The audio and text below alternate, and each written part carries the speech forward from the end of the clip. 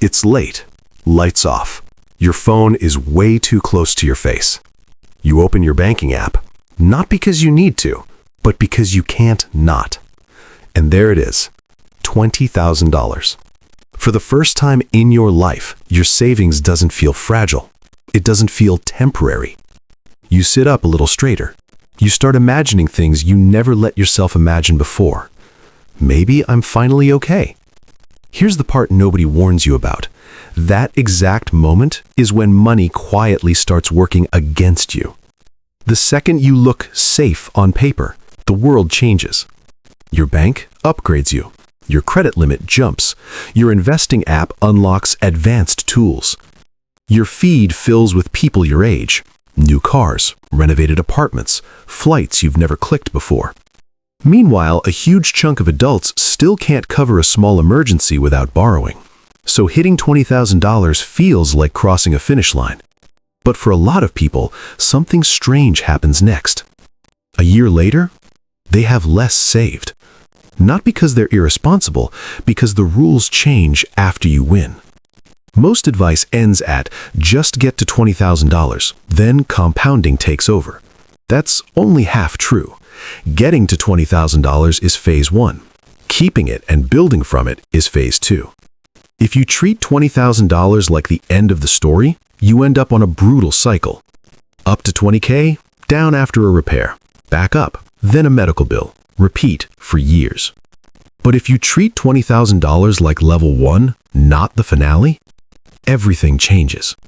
If it feels like every time your savings grow, life reaches in and grabs it, that's not personal failure, that's the environment. Most people are saving very little to begin with. The system is designed so you don't drift too far from stress. So when you finally build a buffer, it feels massive. But without rules, that buffer becomes a target. Not just for emergencies, but for temptation. Banks don't make money from broke customers. They make money from people who look stable. That's when the offers show up. Premium cards with small annual fees, bigger loans with longer timelines, investment products that skim quietly every year. None of this feels reckless. That's why it works. A nicer apartment, a higher car payment, a balance you'll pay off next month. Suddenly, your savings is doing all the heavy lifting, while your income hasn't actually bought you freedom. This is the part no one calls a tax, but it functions like one. Here's the framework that changes everything. Stop thinking of savings as one pile. Think in layers. Layer 1, the floor. Your never go below number. Rent, food, bare bones bills for a few months. This money is boring on purpose. Layer 2, growth, long-term investments, low cost, diversified. Its job is future freedom, not excitement. Layer 3, options. This is where life upgrades live. Trips, skills, career moves, experiments. The rule is simple. You enjoy money above the floor, not the floor itself. Compounding only works if the pile stays intact. If your balance drops every time it grows, the math never gets traction. It's like planting a tree, then ripping it out every year to see if it's working. The goal isn't to never spend money. The goal is to never let one decision send you back into survival mode.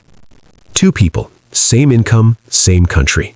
Both hit $20,000. One upgrades everything immediately. Comfort goes up, fixed costs creep higher. The other sets a floor and refuses to cross it. 10 years later, they look similar on paper, but only one can say no to a bad job. Only one can walk away without panic.